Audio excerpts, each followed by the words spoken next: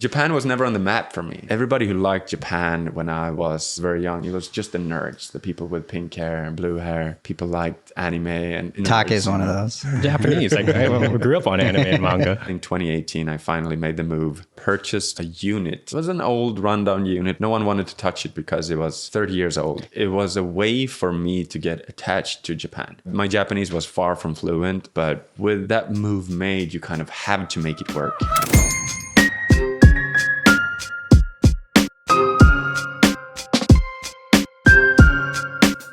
Welcome back, everybody, to another exciting episode of the Buying a House in Japan podcast. I'm your host, Joey, joined by co-host Take. What's up? We are sitting in a very special place right now, and we are joined by another very, very special guest. This podcast is a long time in the making. We're here with Anton Wormann, a good friend of ours for the past few years, author, real estate mogul in Tokyo, and a phenomenal interior designer, I would say. Yeah. Welcome to the podcast, Anton. Arigatou gozaimasu. Thank you so much, Joey and Take, for having me. Thank you for having us. Thank you for having us. Wow, I'm so impressed by this house, and like I'd seen all your videos, but I hadn't realized like how close proximity, literally, all your Airbnb or all your properties were. But man, great work. Thank you very much. Thank you for being here. It's hard to catch this feeling on social media and online. Like you can kind of show it off, but like you, as you say, you got to be here in real life too. We walked in here, it smelled so good. The wood, walls, panels, we were honestly quite blown away. Thank you very much. Come and stay next time if you're tired of your Tama place. Tama place is pretty sweet. You should come stay too. So it's crazy to be here. You really started our Akiya journey in many ways. I think as many people have seen your content. I remember buying your book and actually reading it from front to back pretty quickly. And I was like, okay, Joey, I think we're ready to go for this Akiya at this point. Arigatou gozaimasu. And now you've done very well for yourself as well. So Thank you. Thank you very much. That book, no ChatGPT, right? That was all Anton GPT? I tried working with ChatGPT, but it didn't feel right. So I needed to structure it all by myself and then write all the chapters out. And then there were so many things that kind of isn't available online that I kind of needed to contribute to the market with. That like, because no one had written a book about Akiyas and real estate in Japan from a personal perspective. It's going to make something up if you tried to get it to write it. Yeah, exactly. You know? So there were a lot of factual kind of misses, and like sometimes the real estate market in Japan is very gray. So there were a lot of things that kind of the internet tells you it's correct, but in real life it's very different. So no ChatGPT in the beginning, and then I had a few editors in the US who helped me kind of make it into a final product, because I had English isn't even my mother tongue, and I had no experience with writing books before. So, but I think the product obviously helped you guys. So. Super helpful. You had like a full chapter on trash, and I was like, okay, all right, okay. And you don't, I heard it from you, but then once we have the Sekko and all that stuff, we're like, okay, what do we do with that? So if anyone listening or watching hasn't bought that book yet, highly recommend. What is it?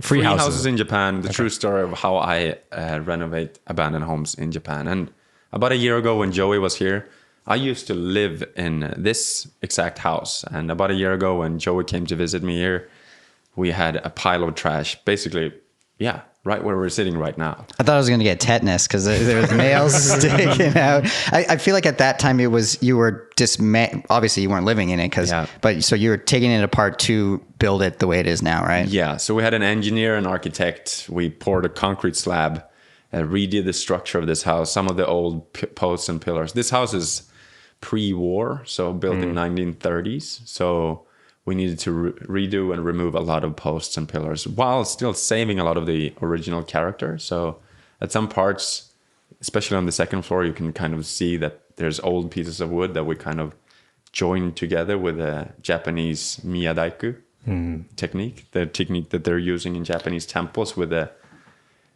joints and joinery joined together without using a single screw. And that's some really nerdy things that I always try to integrate when building and rebuilding here in Japan. That was something that stuck out to us when we first were starting on this adventure and watching your content was things like that, the use of Japanese joinery the way you mentioned the concrete slab, you drop the floor. Japanese homes are elevated like that. And that, I thought that was so unique, but like such a great idea. Making the staircase longer, we have a staircase in our house right now that's treacherous. Very steep, I can assume. Yeah. I want to rewind the clock a little bit, figure out like how the heck did you end up in Japan first off? Like what was it? How did you go from Sweden, and where did you grow up in Sweden? I'm curious. Talk us a little bit through that. So I'm born and raised in a very Swedish, like a core family, 2 younger sisters, mom and dad. We didn't really have that much money, so we bought an old house and my dad was renovating it, and me and my sisters, we were building like small forts with the leftover pieces. And I think when I was 11, 12, we had like a 4-meter tall fort in the garden. Sick. It was great. I learned how to use and utilize the tools and everything. We have woodworking classes in school. I do a lot of Japanese media about the big differences between Swedish and Japanese DIY and house building culture. And when I do it for a Japanese audience, it's more about Sweden and the rest of the world. So, but for an American or a UK, I guess Australians is probably a big part of the viewers. Konnichiwa. So Japanese, the way Japanese build and maintain houses is just very different. So I get to know my own culture by explaining it to a Japanese audience, which is, you kind of zoom out and kind of look at your life and your childhood in a different way. But it's so deeply ingrained in Swedish culture with DIY and just home building and maintenance. But I came here after I graduated high school. I started working as a model. So I lived in New York for about 2 years, London for a year, Paris, Milano. Like I basically traveled the world as a nomad. I never went to university, but I came to Japan in 2015 for the first time, and it really blew my mind. Everybody who liked Japan when I was very young, it was just the nerds, the people with pink hair and blue hair. People liked anime and the nerds. Take is one of those. Oh, Japanese. I grew up on anime and manga.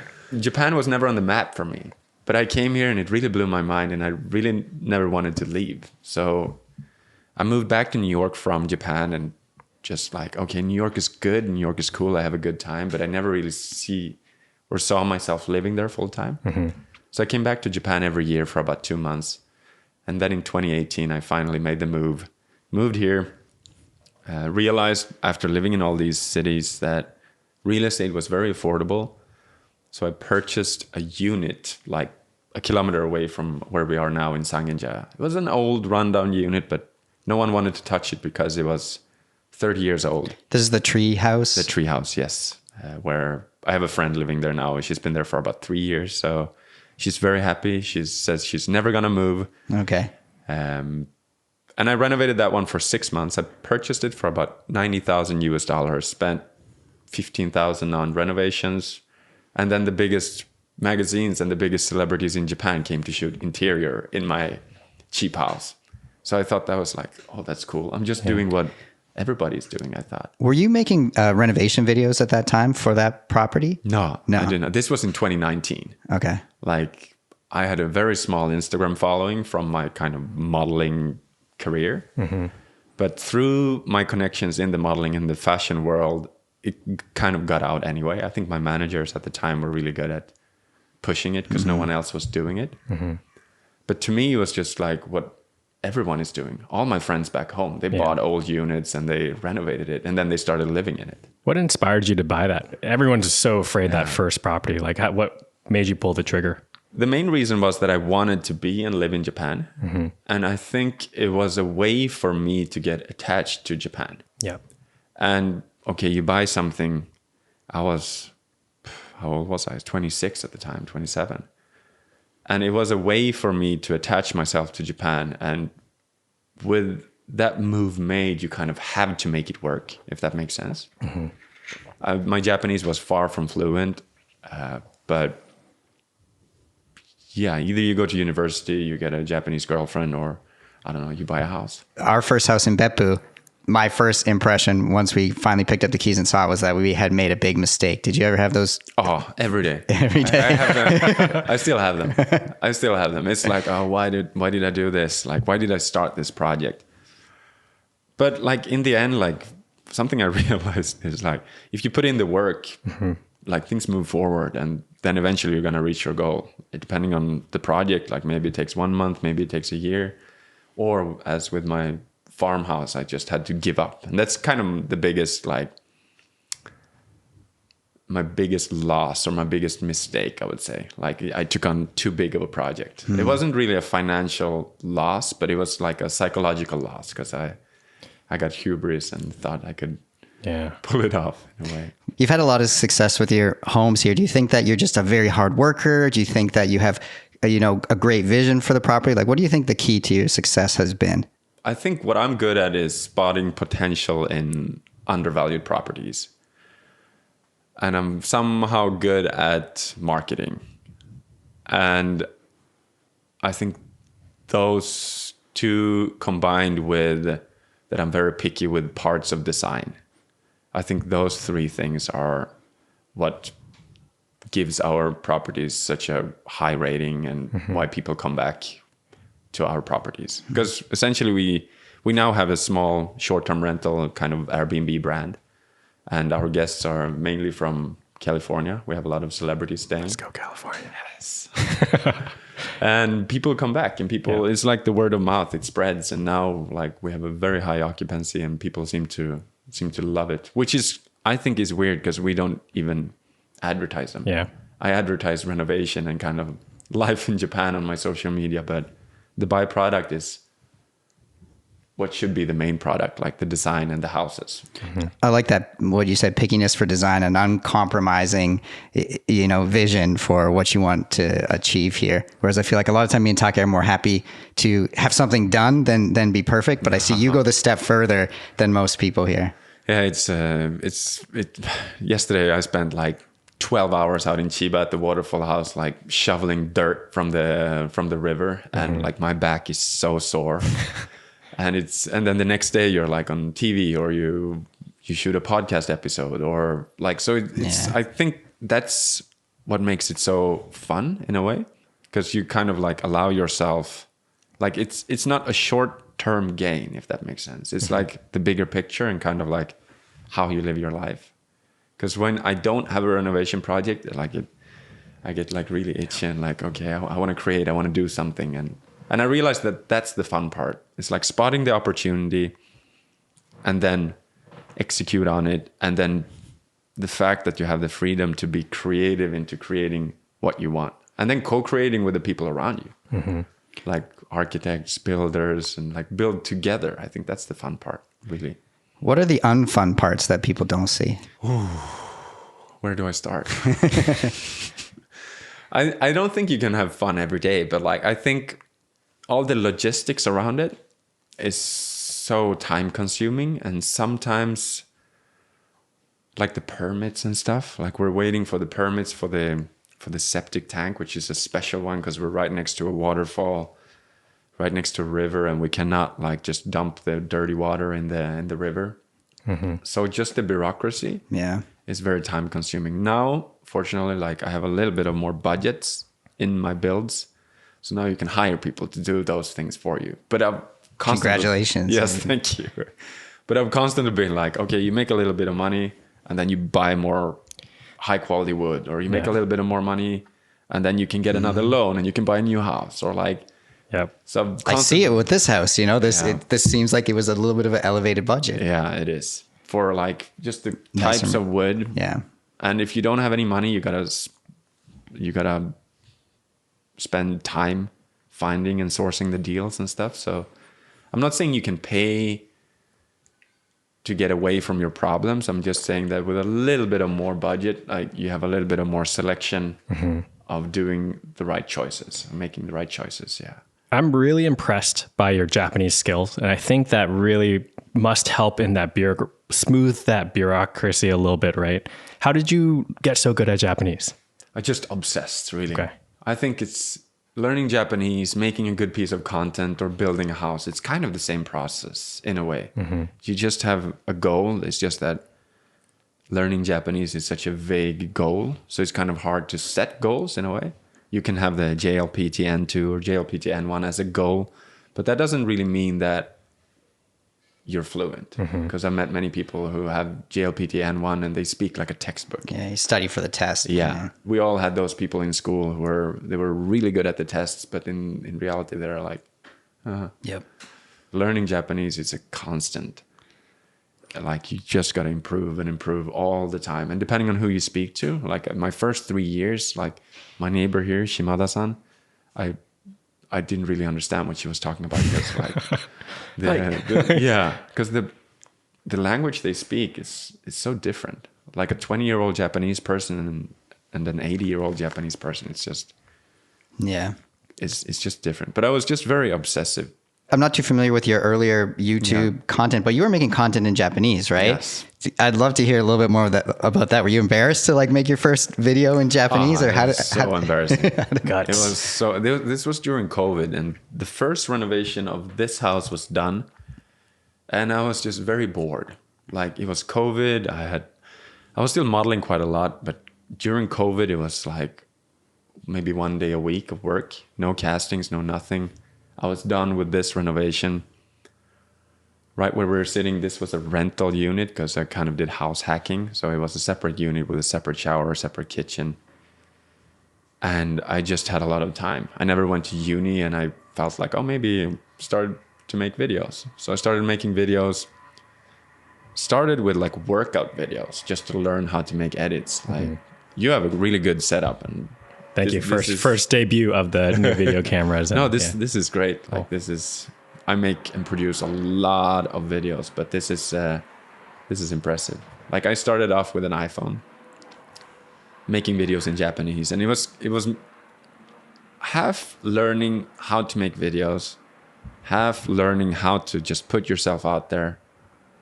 And then a big part of it was also to learn how to speak Japanese, because I think because I made content in Japanese, you become more aware of how you speak and what words you're using and where you're lacking knowledge and where you're lacking. Same thing with like filming yourself doing like a athletic activity. You watch the video later and you see your form is off. I could see that being the same thing. You're watching your video and you're like, okay, I sound really bad here. I got to practice or whatever. Yeah. I would really recommend, like, if you're watching this, if you're trying to learn Japanese, just put out the camera there, speak for a minute, forget about it, and then the next day you're just like looking at it like, oh, I thought that's tough, you know. It is tough, but it takes a week, and then you're like, if you make it into a routine, and then the next time, like, you're gonna perfect it. Really. Yeah.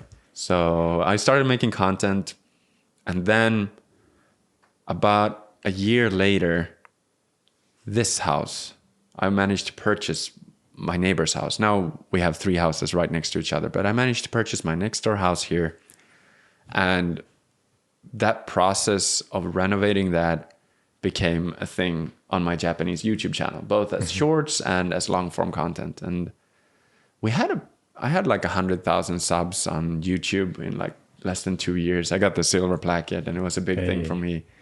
But I think I learned what Japanese people wanted to watch, and it was nothing like what foreigners wants to watch about Japan.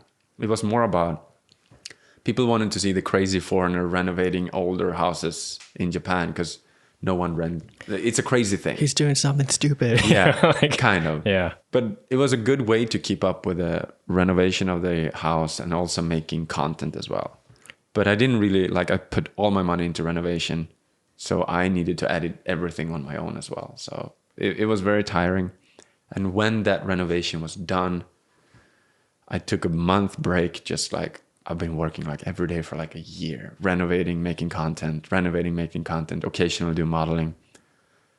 And I just what if I made content in English instead? Light bulb moment there. Yeah. So I made 2 short videos. 5 days later or 2 weeks later, I had like 150,000 subs. I think we saw that. Those first videos, right? Yeah, it was insane. It was really crazy. And I was like, okay, I guess I'm making videos in English now. Did you get a lot of negative feedback in the beginning, or how is that kind of feedback loop I imagine it's tough because Japanese people want such different content. Yeah, it's completely different. It's the same with English viewers. Like people think that, wow, Akiya is a new thing. Like no one's been doing this before, but that's simply not the case. There are many Japanese speaking Akiya channels. There's Yamori, there's Angura Minzoku. I don't know if you know this one. Some like really cool. I'll show you their channel later. I've seen a few other there are Japanese people doing this. Yeah, it's just that they're doing it in such a Japanese way that it doesn't even reach a foreign audience. And I think most of my Japanese speaking viewers, they don't even know that I'm doing it in English anymore.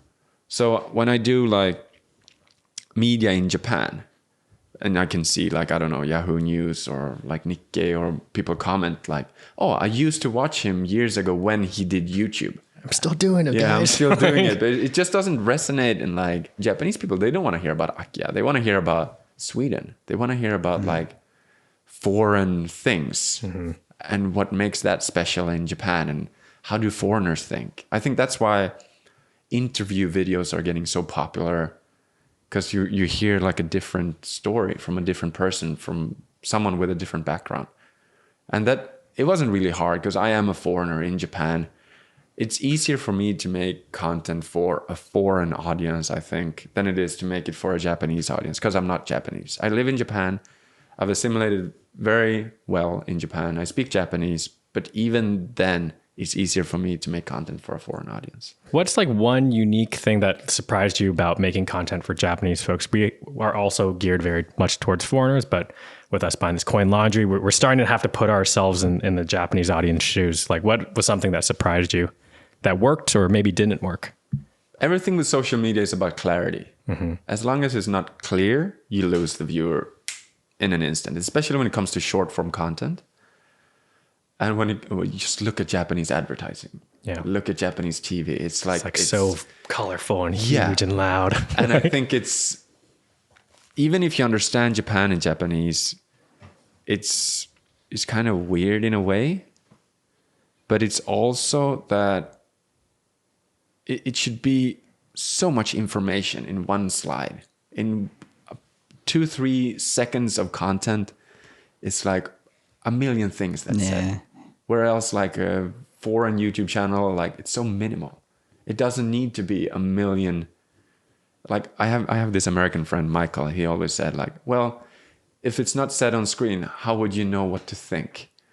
And I'm like, what does he mean by that? And then I was like, okay, so people are kind of told what to think on Japanese screen. It reminds me of like, you see billboards, everywhere in Japan, and there'll be like a little image of the Google search bar with the business name in it, with the mouse like clicking, like telling you what to do. Like, And that's exactly it. It's all the fonts and everything. And I think it's the same when you see Japanese people trying to communicate in English.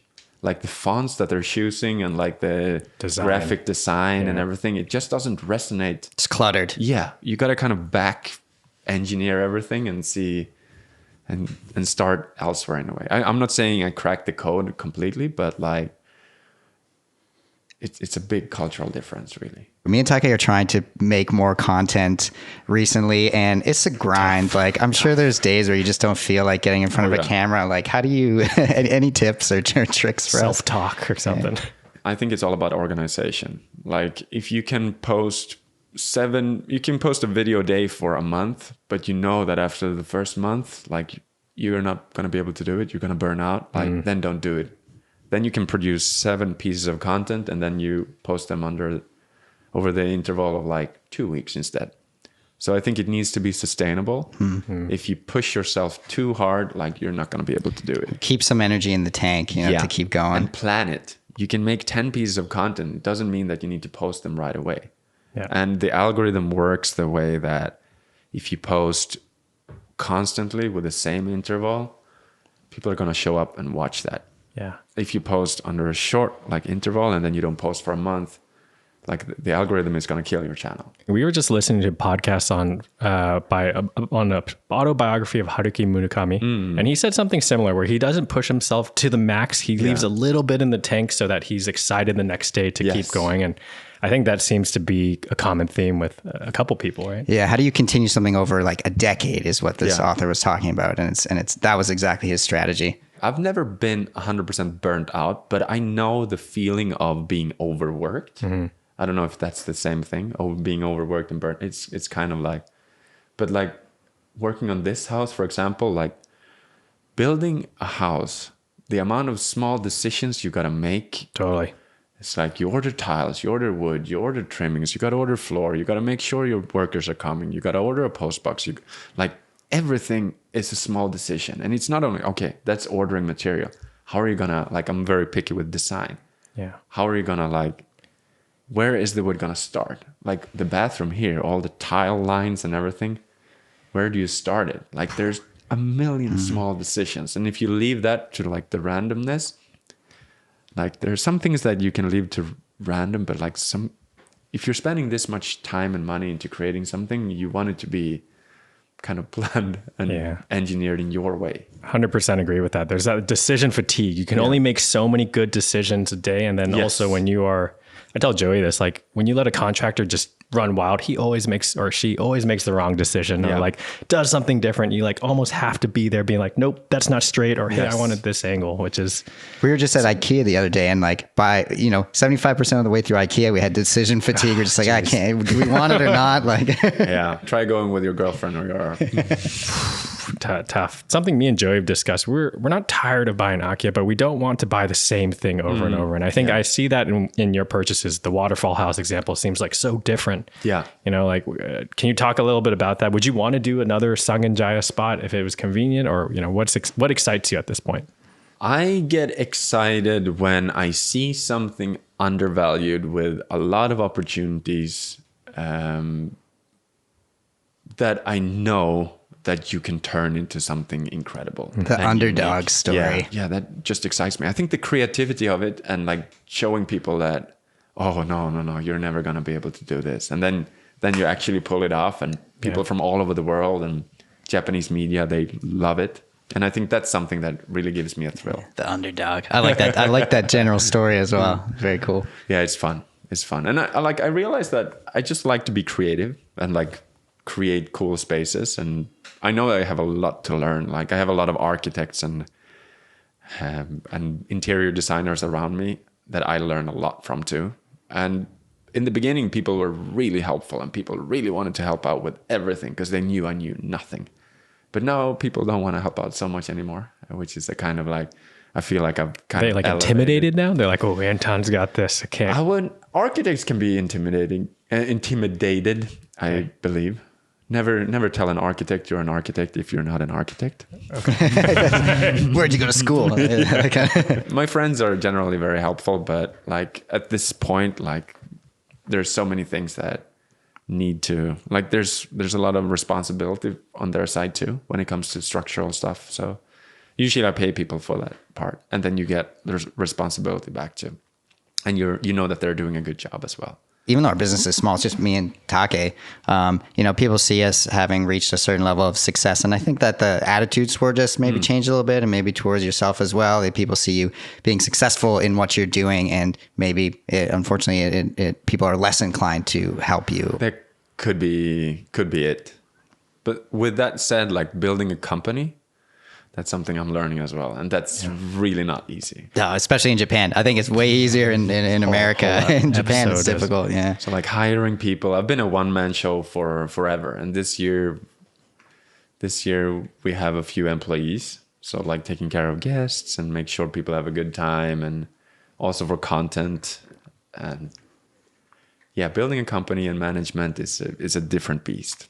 People say I'm too nice. And I don't know if that's a good or bad thing, but I'm learning every day. So Joey's bad cop, I'm good cop in a lot of our business decisions sometimes. It has helped being a two-person business because for that exact reason, sometimes if someone makes me an offer or they want, something from us, I can just be like, oh, I got to ask my business partner, I'll get back to you. So it's a nice way to like never make a decision on the spot. That's another thing as well. Like you probably feel that too. You have what you're doing and you like what you're doing. Mm-hmm. But there's always, like I would say, 70% of my inquiries is not regarding to what I'm doing. It's like people wanting you to do something different than what you're doing. And I think that's something that's hard to navigate in the beginning. It's like, oh, this famous person or this person with this much money is reaching out and wants you to do this. Distract you from your in a goals. way, yeah. I guess it comes from the incredible reach we have on social media. So many people see you, and people are trying you out. They feel you. They want to talk to you. And I think that's something that I think I managed pretty well now. But that was the first kind of like hurdle with doing this on social media. Learning how to say no to people is a skill that I think we're all realizing we need to learn well. Yeah. We got advice from, listen to this talk from this guy named Guy Kawasaki. He's like a big Apple Canva guy, but he was like, partnerships are bullshit. And he just kept emphasizing that because like every day we get someone in our email, you probably feel the same, like, hey, you want to partner on this? You want to partner on that? And we just got like, at first we were like, yes. But it just got so tiring. But I guess what kind of partnerships do you say yes to? Your Yanmar partnership's sick. Yanmar, we got to talk about that. Yanmar stuff, we had a big, I had 150 people here for a big party, and we put an excavator there, where the wooden deck is now. Yeah. And we used an old Hinoki broken bathtub with 500 of these balls that you see at McDonald's. And what do you call it? The ball pit or whatever. Ball pit. Ball pit, yeah. And we had a live UFO catching event here. Was that the block party that you had here? Okay, yeah. So 150 people here. All my neighbors came here. We had a taco truck here. You have the Yanmar like right here? Yeah, right here. Yeah. So Anton's got an excavator. And the operator from Yanmar came here, Hashimoto-san. Yeah. He was so tired by the end of the day. 35 people and kids playing UFO catcher. It was a big success. But totally. I've never heard of Yanmar actually until your partnership. And I think now we should get one someday. I think it's so sick. Like such a small excavator. Or you should come out to Chiba Waterfall House where we have one. Definitely. So we have one small SV08, which is a 80 centimeter wide excavator. It's like a little really powerful toy, and we excavate a lot of things. And then we also have a crawler, like a carrier, to go up and down the slope. And those two machines, it's saving us so much work. Can you swim at the waterfall house? Yeah. Oh man, you can. And we want somewhere where we can swim near our house. Well, you got to come by and help out building a little bit. Okay. It's literally the. I can swing a hammer. I used to build tree houses too when I growing up. Yeah, you're Canadian. You know how to do this. Yeah, a little bit. Yeah. No. It's a great partnership, and they're super good people, easy to work with, and they just have a good values really. Mm-hmm. And we kind of push each other. I give them a lot of reach in this sphere of recycling and doing something good for the community. And there are many points that we kind of overlap. And it's really fun to work with a big Japanese company that's also global in a way. So you get the Japanese vibe, but you also get the global vibe, and many voices from all over the world in the decision making, and I think that's a lot of fun. That's really the next level Akiya renovation, being able to get the excavator and do it yourself, not just tearing down walls and stuff. It's getting the machinery. I think that's so cool. We got to do that someday. Come out and dig some with you need a license, right? Or you do, but I have the license and it's on my ground. So if I'm there, you're more than welcome to come and let's do it and build with me. Excavator certified. Yes, congratulations on passing. In my wallet here somewhere. So it seems like you're moving more kind of into the luxury space, which I think is the right direction. But I guess what kind of projects excites you? If something came on your desk right now, what would be kind of like I can't say no to that? First of all, I've always thought about this. What is luxury? Yeah. I see many brokers online talking about luxury, but to me, that's just expensive properties. Mm-hmm. So what is luxury? And to me, luxury is kind of design timeless spaces that feels good to live in. And to me, that's not a tower mansion in Toyosu that has terrible lighting, but it's brand new. And lighting in Japan, we got to talk about that too.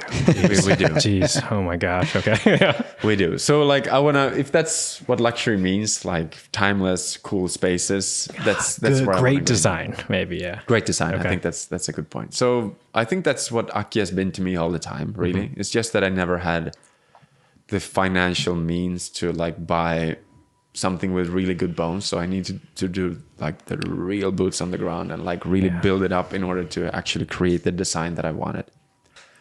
So now with a little bit more experience, I think I would like to go on more like bigger projects. And that's what we're kind of like prepping for. I think the waterfall house is a new thing out in the countryside. That's where most of all these millions of vacant houses are.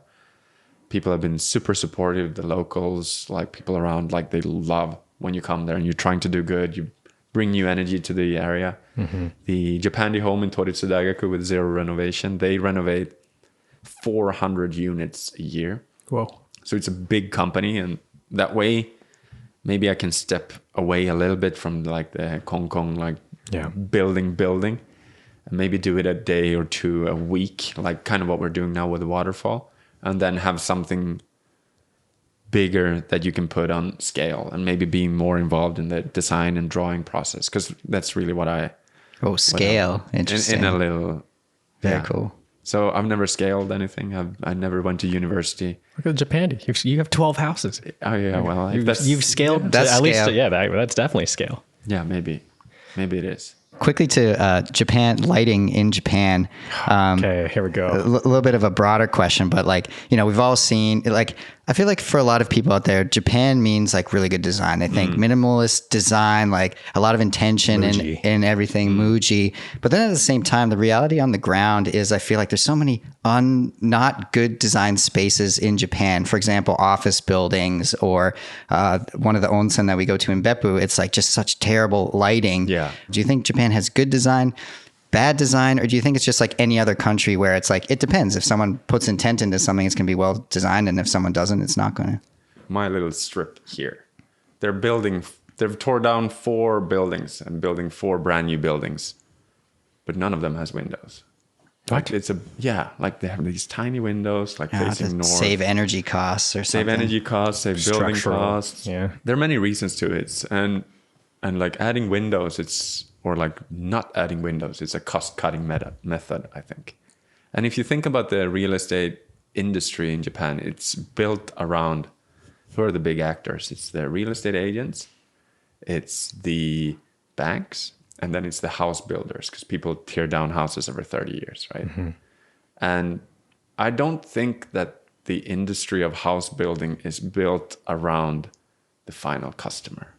Yeah. And I think that's a big misconception when it comes to like, oh, Japan has such great design. But for the everyday Mr. Nakamura, it's like they don't get to see that good design. With that said, like many of these houses are very smart. Like they have like, look at the toilets. Like there are many smart like inventions in Japanese homes that the rest of the world could learn from.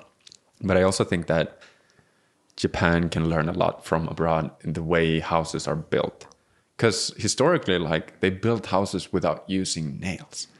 That's an insane method. But the way people build now is just to make a profit, really. I was surprised when we tore up our floorboards. Like, it's just a lot of our homes are just on rocks. Yeah. Like it's just dirt, rocks, and you're like, what? But in Sweden, like I know my dad bought a vacation house like 3 hours away from Stockholm, and that's how they built houses 150 years ago in Sweden too. I think insulation and like double pane windows is a fairly new phenomenon. I do feel like Japanese, they appreciate design. Like it's Yes, cultural. Like Japanese people are proud of their design. Do you think it's like, one, as you mentioned, the industry just isn't designed around, it's around making money for the banks, the mega builders, et cetera. Do you feel like consumers, they don't have the choice? Like they can't, even if they wanted to vote with their wallet, it's like cost prohibitive. First of all, Japan is probably the best country in the world on marketing. Like people abroad, like no one has anything bad to say about Japan. Yeah. And you would believe that every house in Tokyo is a beautiful, gorgeous kominka with his slanted roofs, and that's what people think. Yeah. And then you visit Tokyo and the plots of land are like 30 square meters in some cases. Yeah. And you stay in an Appa hotel and you're like, this is kind of gross. So there are several layers to it. The other one is like the bubble era. So since Japan hasn't had any inflation since the 90s even. So like many of these older houses, they're like really designed and they spent a lot of money, time, and thoughts into building these. But when it comes to cost cutting, like especially now when like it's getting more and more expensive, I think it's the same anywhere in the world. Yeah. If you would need a home in New York or in Toronto, like it's expensive. Yeah. You can't really be like buy it based on design. Yeah, You're buying based exactly. on location, convenience, etc. Yeah. So while there are like fantastic American designers, the everyday American doesn't live in a designed home. And I think it's very similar in Japan as well. But with that said, the buying point for a designed house here, especially in the countryside, is still very cheap. And I could never buy a designed home or a house in Sweden for $100,000. Like it's just not.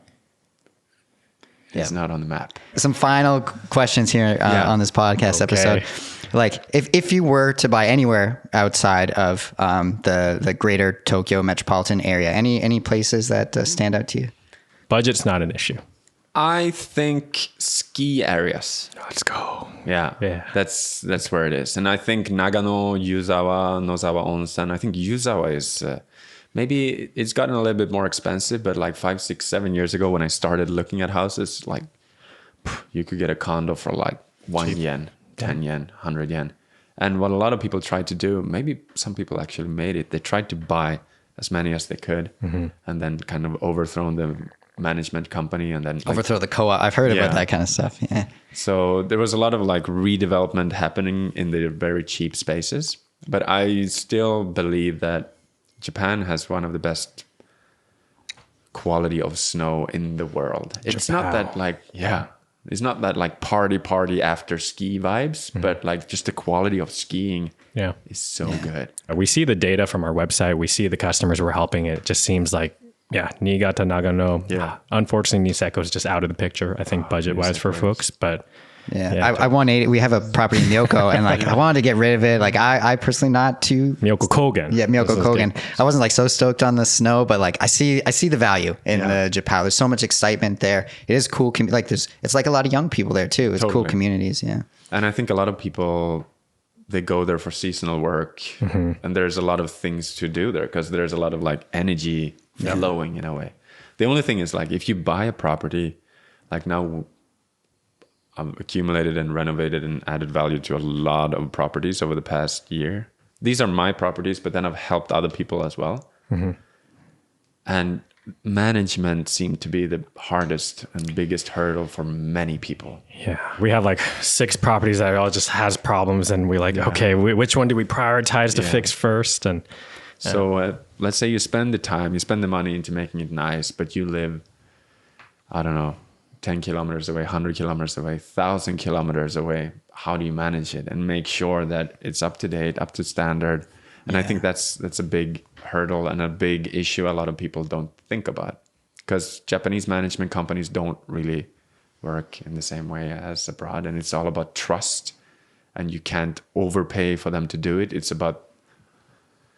so many things that's kind of like lined up. So we have a Japanese property manager and a foreigner property manager. And it seems like whenever you tell our Japanese property manager, like, hey, can you do this? They do it perfectly, but they don't see the plant that's dying in the corner or something like that. While our foreign property manager kind of just goes above and beyond. She sees stuff that we don't notice and will, proactively go out and try to, fix problems before they arise. Yeah. And the Japanese property manager, it's more like we have to, we have to tell her to do it. We have to tell them, which is not on her. Like it's us. We need to do a better job of also being explicit. But interesting. I actually just realized that. But Anton, flip side to that question. So let's say you got rid of you sold all your properties in Tokyo.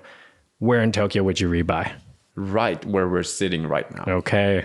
I'm very happy here. I'm very content here. Sangenja, Setagaya. I have 7 properties here. How many do you have on the street? Like 4? Like you own this 3. street. I have 3 properties. Rename the street. Anton Street. Anton Dori. So this is exactly where I would like to be, I think. I'm in a very good position, I think, right now. And I wouldn't want to leave here. But with that said, I know this area very well. I know my neighbors very well. I know the people running businesses here. I'm very integrated in the community here, I would say. And in order to start over, in a different part of town, it's a lot of work. Yeah. And I think that's also for your viewers as well. Like, Japan is so big. It's such a big. Totally. And people are like, I want to buy something in Japan. Yeah. Like, Yeah. where do you start? If you could change anything about Japan, you just had a magic wand, whether it be the friction of bureaucracy or just any weird thing, like what would you change? The policy around creating families Okay. and having kids. Okay. Because that's like, if you just zoom out, like the biggest problem Japan has right now is a declining population.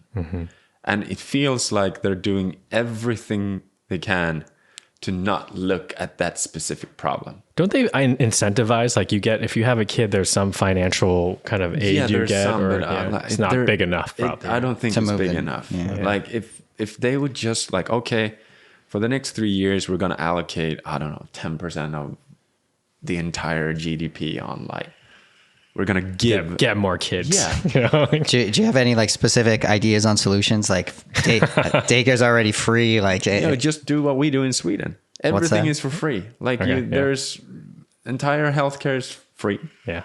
Education is free.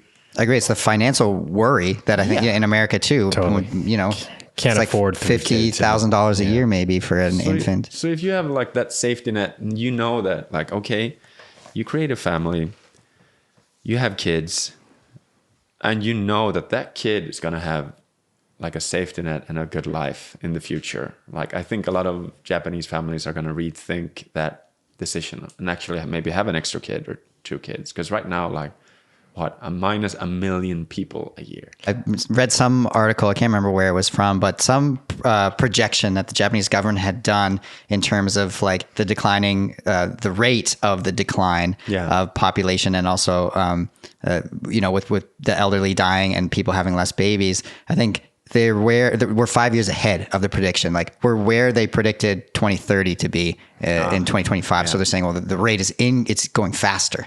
On this street here, I've been here for 5.5 years, and 3 of my neighbors have passed away. So it's not about like not people not having kids, but people are just very old. Totally. And there are no people to take care of them either.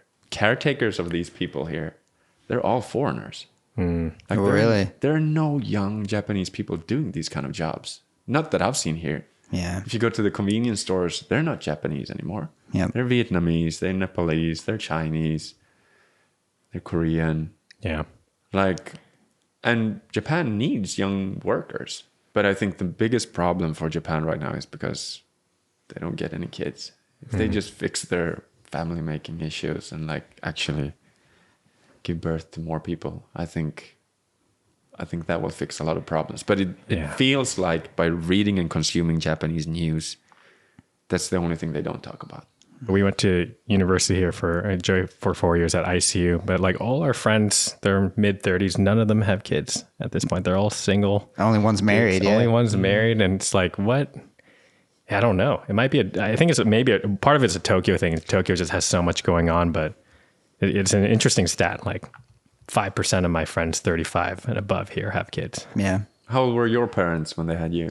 My parents are pretty old. So my mom was actually like in her 40s, but I think it might have been a mistake, but Oh, a good mistake. Yeah. Last question on the podcast. Any advice for people looking up to Anton and maybe want to get started on an adventure in Japan, whatever that might be, buying an Akiya, buying real estate in Japan? Do you have any advice for listeners of this podcast? I think just trying to immerse yourself in Japanese culture, whether that is through anime, whether that's through like learning Japanese, just be here, try to learn as much as you can, and don't try to come with your own country's kind of mindset and push that onto Japanese society. I think it doesn't matter if you're a CEO of a big company or if you're a sensei at a big university, like this is Japan. This is the Japanese people's country. Try to learn as much as you can from the Japanese people and try to consume as much of the culture and language before you can make like informed decisions, really. Anton, thanks for being here. This place is so special. Thank you very much. Sitting here at this table, you've done such an incredible job. So hats off to you. Arigato gozaimasu. Everybody check out Anton's book, Free Houses in Japan. Check out his masterclass as well. I believe it's called the Akiya Masterclass. Akiya Masterclass. And also JapaniHouses.com. We'll put all those links in the show notes too. Arigato gozaimasu. And welcome back anytime. Thank you. Thank you. Thanks for listening to this week's episode of Buying a House in Japan. If you find the show helpful or at least entertaining, give us a 5-star rating. Takes 5 seconds and really goes a long way. If you or someone you know is looking for a Japanese home, check out akiyamart.com, our English-friendly site that lets you browse over 500,000 listings. That's AKIYA-MART.com to find your dream home in Japan. If you've got questions or feedback, drop us a line. Email contact@akiyamart.com. You can also find us on Instagram as well as TikTok, where we post properties, tips on the home buying process, and updates on our own purchases and renovations. Thanks again for listening, and we'll see you next week.